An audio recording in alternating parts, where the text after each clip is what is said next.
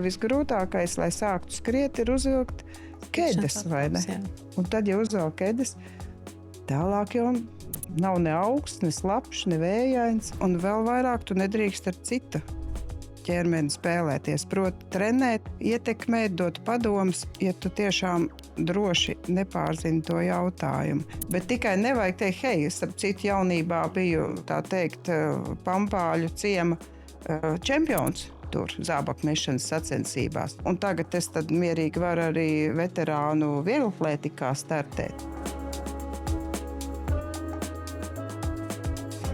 Nereti tiek uzskatīts, ka progress treniņos pastāv tikai tad, ja mēs darām vairāk. Vairāk noskrienam, vairāk paceļam, vairāk. Bet, ziniet, ķermenis nevienmēr uzskata tāpat.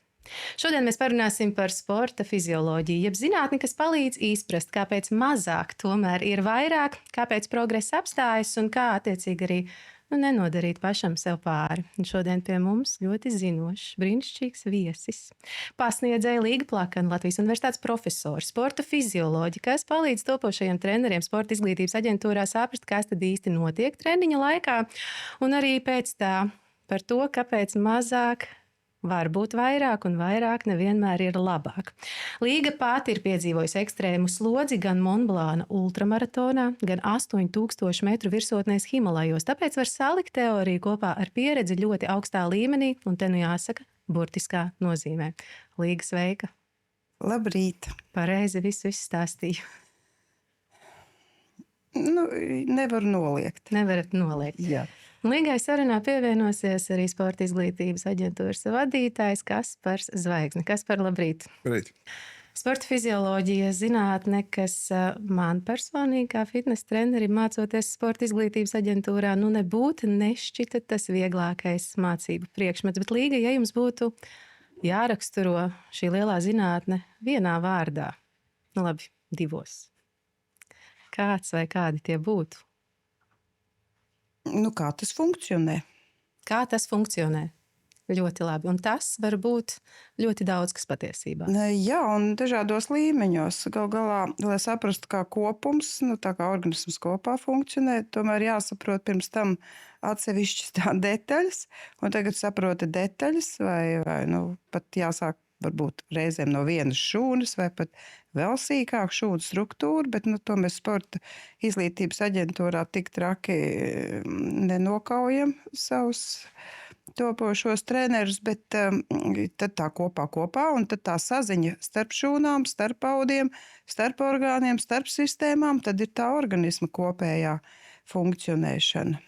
Tā tas veidojās. Šis, manuprāt, arī lieliski ieskicē cilvēkam, kurš nekad nav mācījies tādas lielas veselības zinātnes, kas tad vispār sporta fizioloģijā notiek un pie kādiem tematiem tur pieskarās, jo izdalīt, manuprāt, atsevišķi, kā es te pati mazliet tā mūsinoši pajautāju vienā vai divos vārdos, nav iespējams, vai ne, jo tas ir tāds vienots veselums.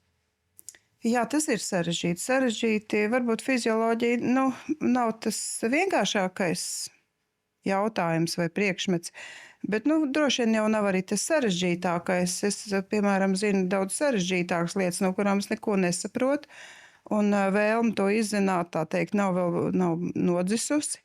Bet grūti ir tas, ka tev jāatlasa ir cilvēkam, jebkuram, kas ir tas zināšanu pamats, bez kura nevajadzētu, tā teikt, ar savu ķermeni spēlēties, tā teikt, pārbaudīt dažādām situācijām, un vēl vairāk tu nedrīkst ar citu ķermeni spēlēties. Proti, trenēt, ietekmēt, dot padomus, ja tu tiešām droši nepārzini to jautājumu. Un tad ir jāatlasa tas jautājumu pamatiņš. Kas ir pamats, lai tu varētu sākt, tā teikt, ar ķermeni strādāt. Tas nav viegli, un godīgi sakot, es neesmu tikusi līdz pilnībai joprojām, un bieži vien liekas, varbūt šis bija lieki, šis būtu bijis vēl vajadzīgs, bet tāpat laikā lielākoties runājot ar studentiem, to sarunas virzienu pagriež viņi, jo tie klausītāji visi ir pieredzējuši cilvēki. Vairāk vai mazāk tādās vai citādās sporta slodzēs, un viņi uzdod grūtus jautājumus. Un izējot no tiem jautājumiem, tu esi spiests it kā tās sarežģītās lietas izskaidrot, pieņemami, saprotami jebkuram. Un tas ir izaicinājums joprojām, kā pasniedzējam, kurš kaut ko mēģina pastāstīt. Tas sanāk interesanti ne tikai tiem, kas apgūst zināšanas, bet arī tiem, kas šīs zināšanas pasniedz. Pilnīgi noteikti, jā. Kaspar, ja mēs varētu ierindot visus mācību priekšmetus, kurus apgūstam sporta izglītības aģentūrā, vieglākais līdz grūtākais, kur šajā sarakstā ir sporta fizioloģija? Man personīgi sporta fizioloģija ir vistuvāk sirdī. Ja mēs tā emocionāli izskatāmies, mums ar profesoru Plakanu ir tāds nekur nepierakstīts, bet sen izveidojis rituāls, ka es parasti uzsākoties tieši sporta fizioloģijas priekšmetam. Es parasti tiem, kas ir klātienē un tiem, kas skatās attālināti arī, es parasti saku, ka šis ir mans mīļākais priekšmets un īsti necik samalots tajā nemaz arī nav, jo manā skatījumā tas, ko profesors saka par šo sistēmu sarežģītību, par šo procesu sarežģītību, daudzslāņainību, vispārējo, ko mēs cenšamies savu kursu ietvaros lielu daļu no tā apgūt, bet liela daļa paliek, protams vēl tālākai izzināšanai. Ja. Tajā visā aiz tās sarežģītības slēpjas tāds ļoti izaicinošs skaistums, kas man personīgi ļoti saista šajā priekšmetā. Savukārt, kas ir vieglāk un sarežģītāk, tas ir vienmēr tāds ļoti dziļi individuāls jautājums. Ir studenti, kam tīri dabiski padodas labāk eksaktie priekšmeti, ir cilvēki, kam vairāk padodas psiholoģija vai pedagoģija, ja, jo tas mūsu kurs pašā būtībā ir tomēr pedagoģisks kurs lielā mērā, jo mēs cenšamies apgūt to, kā šīs zināšanas, kuras mēs esam uzkrājuši jau savas aktīvās karjeras gaitā, piedaloties visdažādākajās sporta aktivitātēs, un to, ko mēs iemācāmies šeit sporta izglītības aģentūrā, kā šīs zināšanas veiksmīgi nodot tālāk cilvēkiem. Jo, kā profesors saka, nespēlēties ar sevi, nespēlēties ar citiem, jo skaidrāk mēs spējam formulēt to, ko mēs cenšamies sasniegt treniņos, ko mēs cenšamies sasniegt ar konkrētiem paņēmieniem, kādus fizioloģiskos procesus mēs cenšamies ietekmēt. Tas tomēr ir vairāk vai mazāk pedagoģisks darbs. Līdz ar to es nevaru atbildēt, kas ir vieglākais, kas ir grūtākais. Tas ir ārkārtīgi individuāli. Bet es cenšos uzsvert vienmēr to, ka tās lietas, kuras ir uzbūvētas dzīvē sarežģīti, kā cilvēka ķermenis, ko mēs cenšamies izzināt. Tā lielā māksla pasniegt sarežģītās lietas vienkārši. Tā vienmēr bijusi aktuāla. Es domāju, ka mums tas ļoti labi padodas. Man tā gribētu domāt. Un tajā ir tāds, kā jau es to visu laiku atkārtoju, tāds diezgan liels skaistums. Atļaušos apstiprināt apgalvojumu, ka jums tas padodas, jo, es jau te minēju, ka šajā priekšmetā tos pirmās lekcijas es nejūtos pārāk gudra. Es pirmo reizi sēdēju pie datora un pieķēru sevi, ka te īsti laikam, ka man nebūs. Bet tā puzle likās kopā patiesībā, slēdzās klāt vēl citi mācību priekšmeti, protams, anatomija, sporta medicīna. No visām pusēm tika apskatīts šis te jautājums fizioloģija. Bet kā jau jūs abi minējāt, jūs runājat par tādu personīgo pieredzi, profesionālo pieredzi un kā pasniegt visiem saprotamā, vienkāršā valodā. Līga, jums ir pieredze kalnos, ultramaratonos, un es tā ļoti skaisti ar tādu vārdu kombināciju fizioloģija ar Himalaju un Monblāna pieredzi. Kā jūs pati varētu raksturot šo te kombināciju un ko jūsu personīgā pieredze ir devusi, lai palīdzētu mācīt citiem par daudz un dažādām iespējamām pieredzēm kustībā, sportā, par cilvēku fizioloģiju? Man skolotājs universitātē savulaik kaut kur sakot, kas tā līga tāda ir, arī sacīja, tas ir cilvēks, kas visu, ko māca citiem, grib pa priekšu pārbaudīt.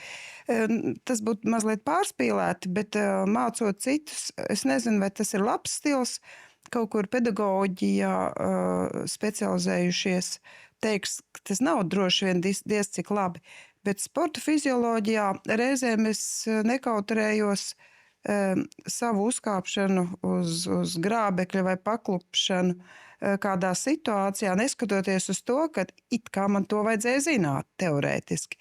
Es neslēpu, es īstenībā drošāk izmantoju piemērus, kas ir atgadījušies ar mani. Tagad tā jau citus nemaz tā nedrīkst bez saskaņošanas piemērus lietot. Bet, godīgi sakot, ir diezgan daudz arī piemēru, kurus esmu pati kā tādā prastā vārdā aplauzusies. Kur tu esi iedomājies vienu un ir iznācis citādāk. Bet vai es to ņemu vērā, to teorētisko ņemu gan, bet tas noteikti ir tajā mājas darba pildīšanas laikā, tad, kad tu gatavojies. Un šeit arī mācot nākošos trenerus, vai kas jau ir treneri, bet vēlās vēl papildus izzināt lietu kārtību. Es arī aicinu, ka jums ir rīku komplekts, un tagad iespējams tas rīku komplekts būs lielāks, kurus pats pārdomājot, liek lietā tos katrā situācijā, kura tie būtu tie nozīmīgie, vajadzīgie un novestu pie tā pozitīvā risinājuma.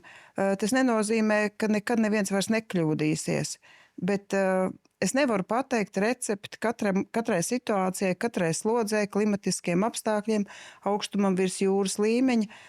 Ir dabas pamatlikumsakarības, ko ietver tā fizioloģija. No tām nevajadzētu izvairīties. Ja? Tās mēs tā teikt neizmainīsim ne ar naudu, ne ar laiku, ne ar politiku, ne ar ko citu. Vai ne? Tad tās ir un paliek. Jautājums vienkārši, kā mēs to mākam gudrāk salikt kopā. Un ja mēs tomēr esam tā teikt cilvēks homo sapiens, brīžiem tā neliekas, bet tad mums ir dota iespēja arī neuzkāpjot uz grābekļa vai nepaklūpot aiz saknes vai akmeņa, nepārkarstot, nenoslāpstot karstā laikā slodzē, jau paredzēt iepriekš, pirms tas ir atgadījies. Tātad man ir jāizdara šis, lai nenotiktu tas. Un mēs arī redzam mūsu sporta pasaulē un Latvijā mums ir ārkārtīgi augsti sasniegumi ļoti daudzos sporta veidos. Mēs redzam, ka arī profesionāļu vidū gadās kļūdīties. Un smagi iznāk kļūdīties. Un tad ir atkal jāpatina tā filma atpakaļ un jādomā, cik tālu atkāpties, restartēt to visu manu plānu un mēģināt pamazām atgūt to punktu, no kura es tā teikt aizgāju nepareizi vai nokļūdījos. Un tad mēs visi turam pie īkšķus un domājam labās domas, kaut izdotos, tā teikt, vēl atgūties un atkal atgriezties savā labākajā formā un sekot saviem mērķiem. Protams, iepriecinot visus pārējos līdzjutējus.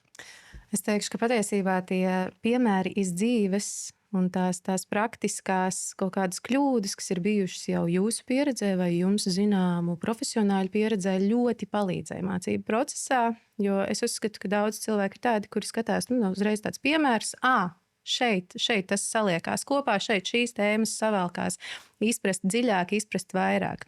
Kaspar, varbūt pieskaroties pašam mācību procesam, sporta fizioloģija, izklausās nopietni, vai ne? Fizioloģija vispār. Ko tad burtiski pāris vārdos, ko topošie treneri apgūst sporta izglītības aģentūrā, mācoties fizioloģijas kursu? Patiesībā, kā mēs pie tā nonācām iepriekšējā, protams, ka ir sarežģīti. Protams, ka zināšana apjoms ir liels, tāpēc, ka kurs ir intensīvs, tie 5 mēneši, kuru laikā mums ir jāieliek tādi ļoti stabili pamati. Mēs arī vienmēr aicinām mūsu studentus, un tas ir jautājums arī pie tevis, kā tu jūties pēc kursa noslēgšanās. Mēs vienmēr aicinām turpināt mācīties. Jo šīs zinātnes ir īpaši tādas, kur nozīmē īpaši, jebkuru no tiem priekšmetiem, kuru mēs apgūstam sporta izglītības aģentūrā, cilvēki kā zinātni, lai kļūtu par patiesu profesionālu, viņi studē gadiem, medicīnas gadījumā gadu desmitiem, vai ne? Līdz ar to tas mūsu sprints ir pietiekami intensīvs, un mēs cenšamies apskatīties tās pamatlietas, lai, kā jau profesori minēja, lai cilvēks saprastu, kas ir kas un kas, kam ir rezultāts. Jo mēs visi aptuveni zinām, kā sastāv treniņu darbs. Katrā atsevišķā disciplīnā vai sporta veidā. Bet mūsu uzdevums ir radīt tādu stabilu pārliecību par to, ka mēs zinām, ko ar šiem konkrētajiem treniņiem vai treniņu metodēm, kādus fizioloģiskos procesus mēs cenšamies ietekmēt. Jo šī organisma fizioloģiskā atbilde, kas ir atbildes reakcija uz šīm treniņu darbībām, kuras mēs veicam, mēs cenšamies iedot treneriem to sajūtu, ka viņi zina, kāda būs ķermeņa pozitīvā vai negatīvā atbildes reakcija uz kaut kādām konkrētām treniņu darbībām. Un tad, kad šīs zināšanas, kā jau tu pat arī minēji, vairāku mācību priekšmetu kombinācijā, vairāk vai mazāk saliekas kopā, tad jau mēs iegūstam apmēram tādu redzējumu, kā nonākt no punkta A pie punkta B un pieļaut pēc iespējas mazāk kļūdas pa ceļam. Bet skaidrs, ka es gribētu precizēt, ka nevis tikai topošie treneri mācības var izvēlēties arī cilvēks, kurš sev vēlas iegūt pastiprinātas zināšanas, un kā jau arī Līga jūs minējāt, tādai savai pieredzei varbūt sekot līdzi, bet sarunu uzsākot, es tomēr balstījos uz tādu bieži dzirdētu apgalvojumu - vairāk, smagāk, intensīvāk. Kas un kāpēc ir tās biežākās kļūdas, kas tiek pieļautas trenējoties tādās, es teiktu, nepiemērotās slodzēs, pārāk smagās slodzēs? Es saprotu, tur nāk klāt psiholoģija. Kāpēc cilvēks grib vairāk, bet ir no fizioloģijas viedokļa, kas izsauc šīs te pārslodzes? Un kā varbūt cilvēkam, kurš pats trenējas, sevi kontrolēt, un, protams, arī mums interesē, kā trenerim palīdzēt mazliet brīžos, kad vajag nomierināt vingrotāju, un brīžos, kad vajag atkal pacelt to iedvesmu, to jaudu jaunā līmenī. Jā, tā ir kļūdīšanās pašos pamatos. Ja kāds aizmirst, ka jebkura fizioloģiskā funkcija darbojas kādā noteiktā diapazonā. Tad ir tāds ikdienas diapazons, tāds viegls dzīves slodzes variants. Kā mēs sakām, garīgs, viegls darbs, kas nevienmēr ir viegls, bet tomēr neprasa milzīgu enerģijas patēriņu un muskuļu piepūli. Bet varbūt tiešām kognitīvās funkcijas ir reizēm tik ļoti piepūlētas, ka tu vakarā jūties tik piekusis, kaut kad neesi kājas kustinājis. Tad, vajag pakustināt kājas un tādā veidā atbrīvot savukārt to prātu, emocijas, stabilizēt, arī visu šo te informācijas apstrādi likt mierā, jeb atbrīvoties no nenormālās informācijas plūsmas, kas ir, diemžēl, mūsu visu ikdiena. Bet fiziskā slodzē jau mums vajag arī daudz citas bez muskuļiem sistēmas pieslēgt, kā elpošanas, sirds, asinsrites, šīs te apgādes sistēmas. Un katrai no tām ir tas optimālais darbības diapazons. Un ir diapazons, kas ir pieļaujams, un tas ir no dabas, ielikts maksimālajā režīmā strādājot. Kas ir maksimāls? Mēs vienmēr par to smejamies, ka to nevar tā apzīmēt ar vienu pārbaudītu ciparu, skaitli. Tas ir tāds, kas ir pieņemts zināmā mērā, atkal liekot lietā visādas citas informācijas. Un tādi dabas, jeb fizikas lielumi, kas to nosaka, ka vairāk tā kā nevar. Tas nenozīmē, ka kāds ļoti trenēts nevar mazliet pārkāpt tai kalnu virsotnei otrā pusē pāri. Bet, protams, tas ir bīstami. Tas ir bīstami, jo mēs nezinām, kas tur būs un kā viss ķermenis uz to reaģēs. Un lūk, tas, ko mēs cenšamies mācīt paralēli fizioloģijā, man, protams, jāstāsta, cik viss ir jauki un skaisti, ja mēs kustamies, bet tāpat laikā neaizmirstiet, ka mēģinam ieskicēt arī, kāpēc nedrīkst, teiksim, dopinga noliegums. Loģisks. Dabas noteikts, kāpēc nevar. Daba ļauj mums attīstīt sevi noteiktās robežās, un tālāk tas jau būs par daudz, jeb novedīs to sistēmu pie darba nespējas. Mēs tādus piemērus daudzus tagad nekavēšos, par to jānāk studēt, lai tos uzzinātu, protams. Bet ir tādi ļoti daudzi piemēri katrai sistēmai, kāpēc nevar iet tālāk. nevajadzētu iet tālāk. Un tas, kas ir pats vienkāršākais, ka pēc darba ir nepieciešama atpūta. Un to pasaka jau mums šūnas fizioloģijas līmenis, lai varētu šūna, tā teikt, pēc aktivitātes vēl kaut ko darīt, ir obligāti jāaiziet tā reinkarnācija, jāaiziet caur to saukto miera periodu, lai kas tas būtu. Tātad ir jāstabilizē tas esošais stāvoklis, kas katram mums ir, ja mēs tagad pārējām uz cilvēku organismu līmeni. Tātad mūsu visas funkcijas raksturo kaut kādas etalonu vērtības. Un viņas starp cilvēkiem arī var būt atšķirīgas. Sugai viņas ir vienas, bet sugas īpaņiem, nosauksim sevi tā, viņas arī mazliet atšķirās. Tātad man vajadzētu normalizēt to stāvokli, visu kaut ko atjaunot, lai sirds var atpūsties, lai gāzu sastāvs asinīs atjaunojās, lai muskuļi, tā teikt, saražotie vielmaiņas gala produkti aizskalojās, atjaunojam savus resursus enerģētikai, tam visam ir vajadzīgs laiks, un gal galā arī struktūra, kas tiek drusku padrupināta tādā maksimālā vai pat submaksimālā slodzē, arī tai būvniecībai ir. Tāpat kā mēs pie mājas tur noslaukam celiņu, iztīram lapas no renstelēm, tie ir tie sakārtošanas darbi, kam vajadzīgs laiks.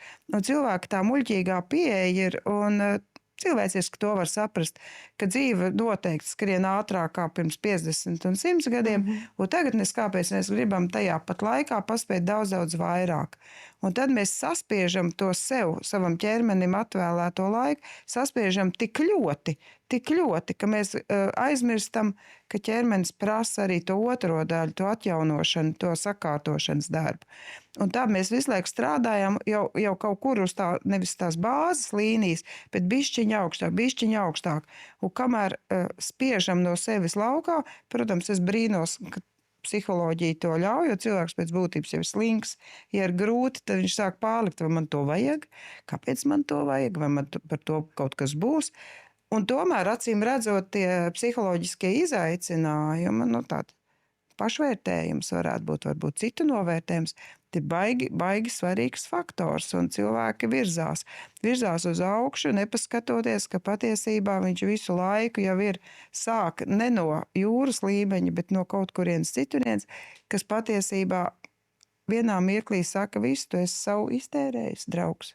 Viss, vairāk nebūs. Tā ir tā izaicinājuma kāre, pēc kā ļoti daudzi dzenās patiesībā, īpaši pēc kaut kādiem transformējošiem dzīves posmiem. Tagad skriešu maratonu, ultramaratonu, uzreiz kāpšu kalnos. Bet, mēs saprotam, ķermenim ir jāatpūšas pēc slodzēm, bet, kad cilvēks tagad tā vienkārši. Cilvēks no nulles, nepārāk fiziski aktīvs, pēc 30 izdomāja, ka ar draugiem pavasarī skries maratonu. Šobrīd mums ir ziemas pats vidus. Ar ko sākt? Kā sākt, lai nenodarītu sev pāri, lai nekāptu visu laiku, lai tas starta punkts viņam nebūtu kāda cita vidusceļš jau. Pielekšu līdzi no sērijas kur man taču treneris ir, labi, ja ir. Jā, un sliktākie piemēri ir tie, ja kādam tas ir izdevies, un tieši viņam ir šo salīdzināšanos. Tur kaut kur sociālos, un viņš to kultivē. Un vai kā tas nostrādā? Tagad to atmetam līgu un iedodam cilvēkam starta zināšanas. Ar starta zināšanas sāc vienkārši piecelies no krēsla. Ļoti labi. Starp citu, jā. Un starp citu, manā gadījumā būtu pilnīgi tas pats, jo es esmu ziemā sasēdējusies darbā, tāda dzīve. Un es ieklausoties pavasarī maratons, tas ir nepietiekami. Jūs runājat par 26. gadu, te varētu runāt par 27. gada, varbūt. Nekādā ziņā ne 26. gada.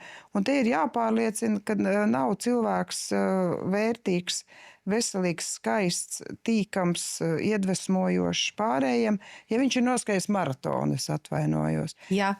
Tur, man liekas, tie atslēgas vārdi ir bez sagatavotības uzreiz likt iekšā. Bet vispār, kāpēc tāds mērķis? Ir ļoti daudz skaisti mērķi. Vienkārši ej ārā dabā, kusties. un pamazām tu sapratīsi to kustības atspulgu sevī. Kā tu jūties? Es labāk guļu pa nakti, vai ne? Es esmu smaidīgāks, mani ikdienas darbi man labāk veicās. Un tā no šiem maziem krikumiem tu iepazīsti sevi. Tātad pirmais ir sāc ar mazumu un iepazīsti sevi. Un tad tu labi jūties, tad noteikti vajag iet pie kāda, kurš ir jau iepazinis daudzu cilvēku šo te ceļu uz maratonu vai pusmaratonu vai 5 kilometriem, kas ir ļoti cienījami. Un galā vispār nevajag varbūt to sacensību elementu likt par to augstāko. Vienkārši regularitāte. Atrast tos momentus sevī, kas man ļauj dzīvot foršāk, kā tas bija pirms tam.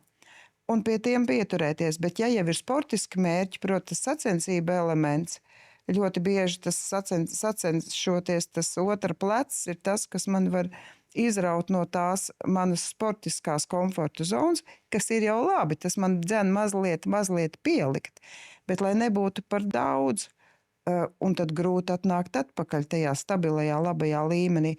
Nu, tāpēc ir tie treneri, kurus gatavo Sporta izglītības aģentūra.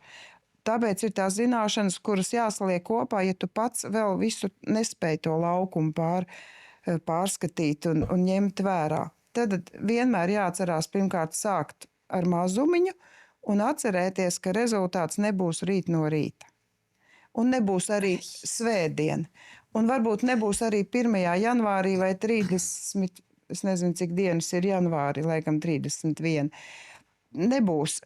Viss, kas labs, nāk pamazām un lēnām. Tātad adaptācijai slodzei ir jāņem vērā laiks.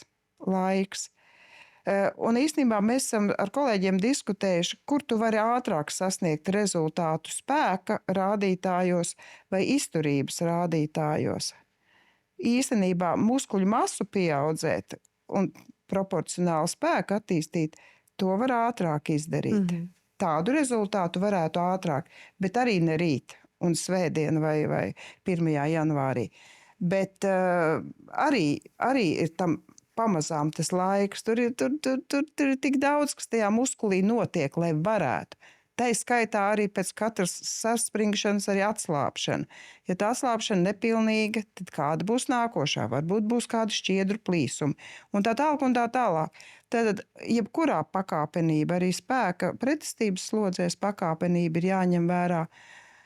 Līdzsvars, par ko mēs bijām norunājuši, uzsvērt līdzsvars starp to spēka slodzēm un arī to servisu sistēmu, apgādes spēju, vai ne? Bet izturība, tas ir ilgs darbs. Ilgs, pakāpenisks, regulārs darbs. Un interesantā veidā, ka tas virsmērķis ir patiesībā, tīri cilvēcisks, kā es varu sasniegt vairāk ar mazāk. Tas, ko jūs jautājāt. Jā, bet to tu varēsi sasniegt tikai tad, ja tu būsi ieguldījis lielu darba apjomu laikā, nevis īsā saspiestā laikā, mērķtiecīgi, ievērojot arī pauzes brīžus starp tādiem nopietniem darba brīžiem. Ir lielā treniņa nedēļa, tad ir nedēļa, kur tu nomet to intensitāti, ir daudz mazāks darba apjoms. Tātad ir tie mikro-makro cikli, kas veidojas tajā treniņa metodikā. Un tad kopums, tā kopējā līnija iet uz augšu, bet nedrīkst skatīties tos mazos segmentiņus kā tādus. Viņi ir atskaites punkti, ja tu tā teikt zini to lielo līniju. Viņi ir atskaites punkti, un tad viņus arī var vērtēt, kā tie mikrocikliņi cits ar citu tur sasaistās, bet tu nedrīksti pazaudēt to kopējo ainu, vai ne? Un tad mēs varam teikt, hei, kāpēc jūs tur 30 gadnieku par tādu jau pusmūžu nosaucāt, ir absolūti jauni cilvēki, nav par vēlu sākt. Mēs ar Kasparu arī esam jauni cilvēki, mēs arī varētu varbūt kaut ko sākt. Skatoties pēc Pasaules veselības organizācijas jaunajiem datiem, jauns cilvēks skaitījās līdz tur, es negribu tagad samelot ar tiem cipariem, bet krietni virs. 60 plus arī vēl ir jauns cilvēks. Tātad viss mums vēl ir priekšā, bet jautājums tikai, jo tu vēlāk sāc, jo pakāpenībai ir jābūt lielākai. Tad ir uzmanīgāk tas jādara. Ar nosacījumu, ka tu nekad neko neesi tādu darījis. Ja tu esi kaut ko darījis, un tad tu esi kaut ko citu atkal darījis dzīvē, kas nav saistīts ar fiziku, tad varētu domāt, ka būs vieglāk, jo organismu šūnām jau ir atmiņa. Tā tas ir. Bet tikai nevajag teikt, hei, es starp citu jaunībā biju, tā teikt, Pampāļu ciema čempions. Tur zābaku mešanas sacensībās. Un tagad es tad mierīgi varu arī veterānu vieglatlētikā startēt. Jā, es to varu, bet atkal atkāpjamies, paskatāmies, vai tu vēl to vari, un atkal sākam. Tad pēc katras dīkstāves ir tev jāatkāpjās atpakaļ. Tu nevari no tās vietas, kur tu kādreiz biji palicis, iet uz priekšu, vai ne? It kā tas nebūtu pārāms bijis. Ātrāk droši vien tu sasniegs kaut kādu iepriekš jau iespējams, ja tu neesi pārspīlējis kādas lietas iepriekš. Bet mēs zinām, ka tas bēdīgākais ir, ka tās profesionālās slodzes ir bijušas tik jaudīgas, ka patiesībā nav skaistas un gaišas un veselīgas vecumdienas. Patiesībā tu sadzīvo ar savu ķermeni vēlāk. Diemžēl ir arī tie piemēri.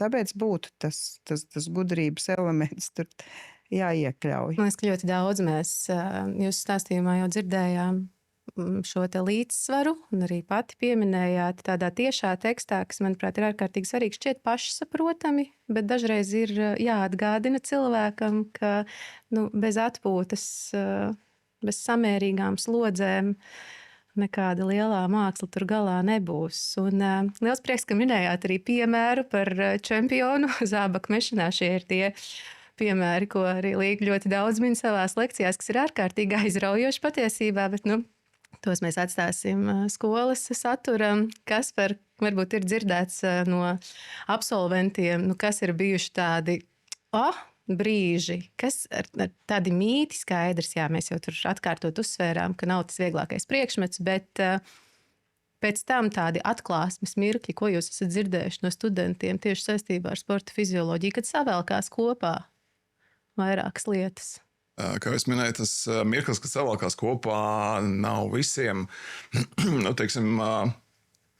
nenāk vienā laikā kaut kādā nogriezienī. Jo tieši tāpat kā skrējienus, tie, kas skrien un kas ir piedalījušies īpaši kaut kādās sacensību režīmos, viņi man ļoti labi sapratīs, ka vislielākā kļūda ir uzsākt skrējienu pārāk augstā tempā. Jā, jo šī mūsu vēlme un ziņa pēc sociālās validācijas. Jo noskriet maratonu ir vairāk vai mazāk status kaut kāds apliecinājums. Tāpēc pie iepriekšējā jautājuma, ar ko vajadzētu sākt, vispirms vajadzētu sākt ar pareizo draugu izvēli. lai tas ir vairāk kā atbalsts, nevis kā tāds neveselīgs dzinuls. Bet par aha momentiem ir tā, ka tieši tāpat kā skrējiens ir jāiesāk tādā sev atbilstošā tempā. Arī tas, ko tu minēji, ka pirmajās fizioloģijas lekcijās ir sajūta, ka mēs ejam tā ļoti dziļā mežā, kurā ir ārkārtīgi daudz koku, un šis te gājiens būs tāds pietiekami dziļš un sarežģīts. Un tad soli pa solim šo skrējienu turpinot sev atbilstošā tempā, tie aha momenti sāk likties kopā, tāpēc ka šo mazo kustīgo detaļu, par kurām mēs sporta fizioloģijā runājam, ir ārkārtīgi daudz. Ļoti, ļoti ārkārtīgi daudz, un tās ir ārkārtīgi daudzveidīgas tās detaļas. Savukārt, kad mēs iemācāmies katrs pats priekš sev šīs nelielās detaļas sagrupēt tādās lielākās kategorijās, un no šīm lielajām kategorijām sāk likties kopā kaut kādas, izpratni par to, kas seko kam, ja, un kā sasniegt kaut kādus konkrētus mazos mērķus, vidējos mērķus un pēc tam lielos mērķus. Šie aha momenti nāk cilvēkiem, katram savā laikā, bet ar milzīgu gandarījumu. Jo tad, kad tu saproti, ka tu ar savu treniņu darbu un ar saviem izdarītajiem lēmumiem ietekmē kaut kādus konkrētus procesus un ietekmē tos labvēlīgi un ietekmē tajā virzienā, kurā tu vēlies, tas saistās ar pietiekami lielu gandarījumu. Piekrītu. Es šo sajūtu pilnīgi izdzīvoju vēlreiz, jo reiz jau es pie tā nonācu. Man liekas, pats labākais, ko treneris, ja mēs skatāmies no trenera prizmas, var darīt, ir likt sevi zem slodzes, protams, un izdzīvot pats un vērot, varbūt, cik tā kapacitāte, kas ir tie augstākie punkti, kas ir tie varbūt pieturpunkti, bet atgriežoties arī pie tā, ko Kaspar teica, izvēlies savu burbuli. Ja, neietekmējies apkārt, jo skaidrs, ka tā fizioloģija katram ir atšķirīga, lai arī kaut kādi lielie vaļi ir kopīgi, bet katrs mēs reaģējam uz slodzēm citādāk. Bet Līga, labi, mēs runājam par pārslodzēm, nav labi, vajag atpūsties. Kas ir labāk? Netrenēties vispār vai trenēties haotiski? Sarežģīts jautājums. Es jau gaidīju, ka jūs kaut ko man eksāmena stilā pajautāsiet. Finālā arī bija. Jā, neviens, ne otrs, jā. Droši vien nemaz būtu sliktāk tomēr. Haotiski mēs vienmēr varam cerēt, ka varbūt izspruks no nepatikšanām. Bet tāpat laikā, kurš tad vēl, ja ne pats tās nepatikšanas sajūta?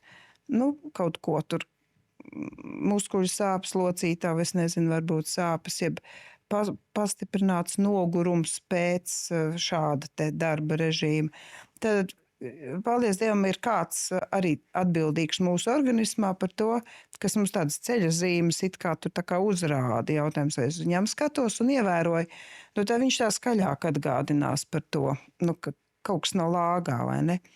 Tātad būtu tas svarīgākais, prast ieklausīties sevi, un pat ja ir haotiski, es gribētu teikt, ka kāpēc iepauzēju, tāpēc man likās, ka jūs tagad norādat, ka mans dzīvesveids ir haotisks. Absolūti. bet es to saskatīju, un tā ir patiesība. Tādēļ, ka kā salikt līdzsvarā visas tās lietas, kas mums ir dzīvē svarīgas, jāpaspēj, bet varbūt viss nav jāpaspēj, varbūt mums kaut kas ir jāatmet. Es padomāšu par to Ziemassvētku laikā. bet ar to haotismu mēs vēl varam, kā sacīt, atrast ceļu. Bet ja tu neko nedarīsi, tad arī nav kļūdīšanās iespējas, tad ir viss viena liela kļūda, kuru tad, kad apjēgsi, tad gan vairs nevarēs labot kļūdas. Bet tajā haotismā, es atradu atbildes jūsu jautājumu, tajā haotismā ir iespēja kaut ko darīt, mainīt. Jo arī līdzsvaru var dabūt tikai tad, ja ir tā kustība, ir kaut kāda tā haotisku lietu, kaut kāda tur, kas ir dabā pilnīgi normāla, tāda vai ne, siltuma kustība ir šī haotiskā, un tad var salikties tās lietas, bet ja nebūs kustība, kas var salikties, ja nebūs tā dinamika, tad nekas arī nevar salikties. Atbildi ir otrais, ir labāk.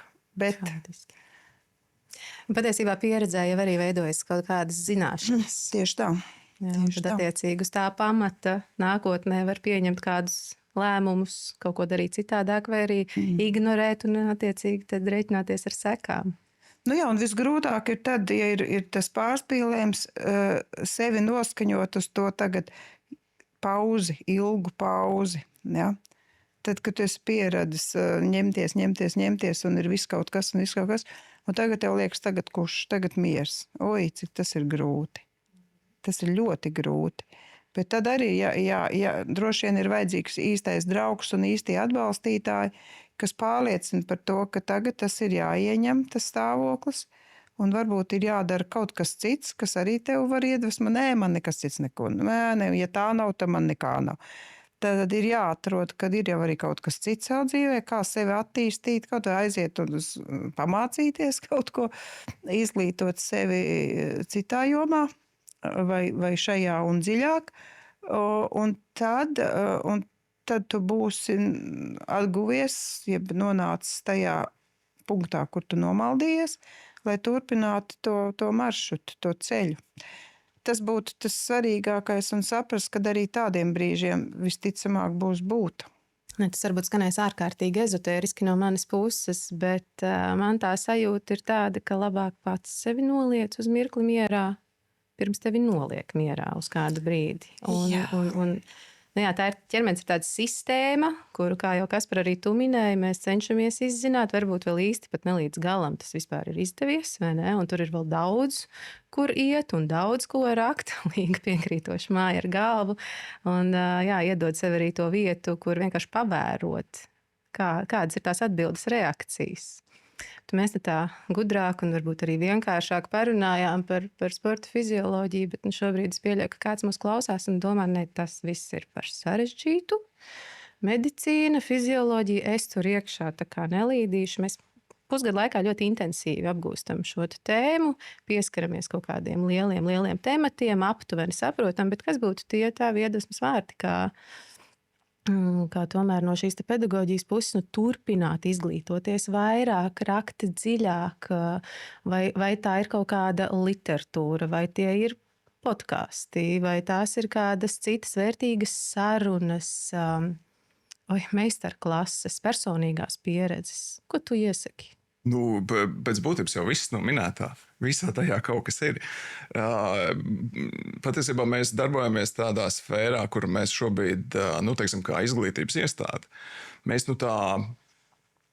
tīri piespiedu kārtā mēs esam spiesti ar šo visu konkurēt.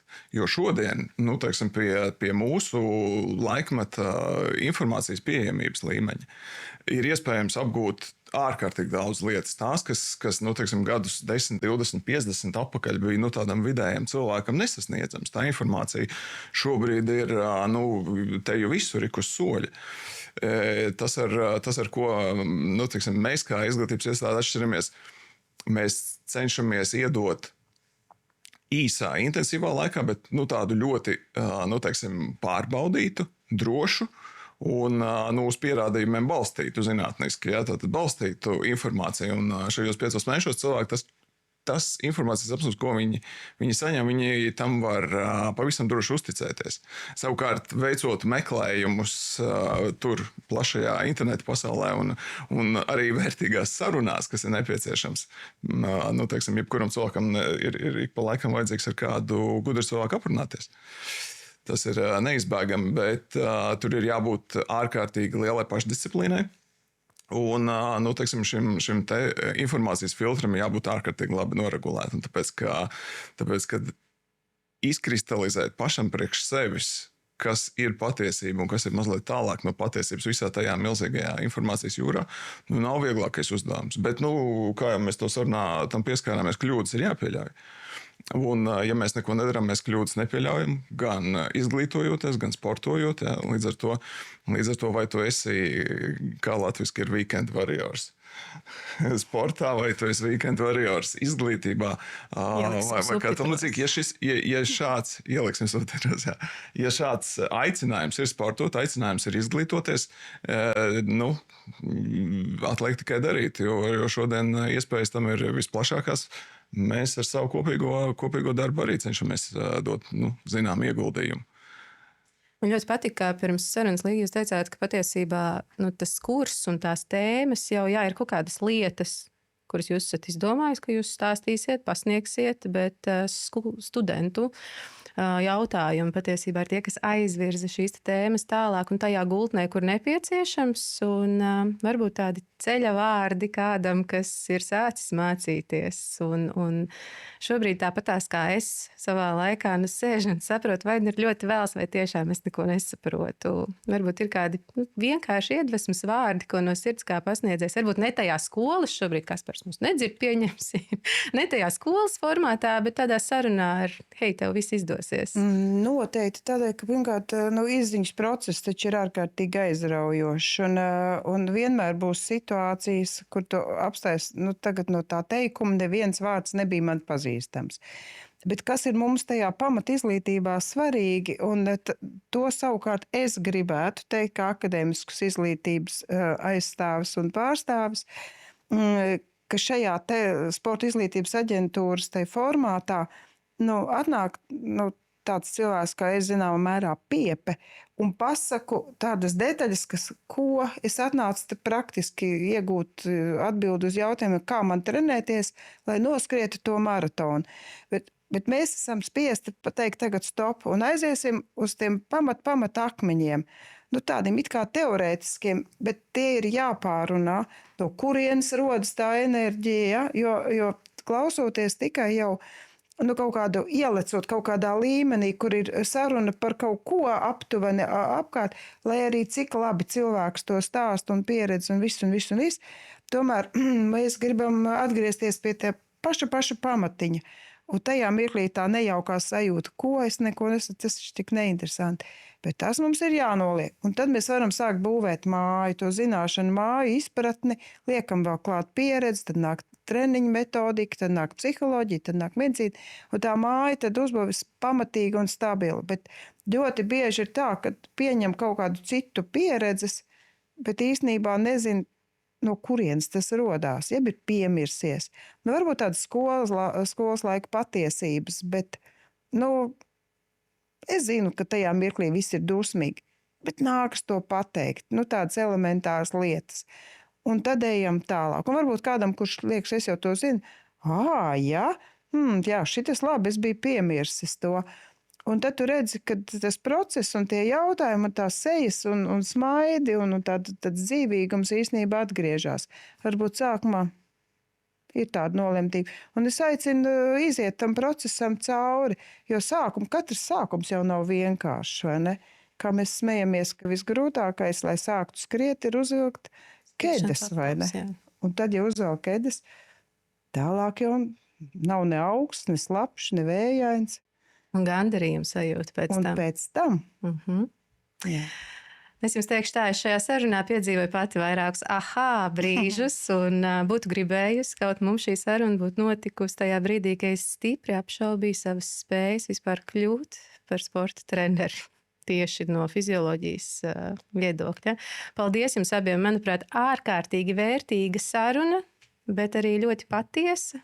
Par dzīvi, par to, kā mēs ejam cauri dažādiem pārbaudījumiem un kā varbūt iemācīt sev arī piespiest pauzi. Mēs arī šodien pauzējam, bet tiksimies ar jums jau nākamajā epizodē. Paldies, ka bijāt kopā ar mums!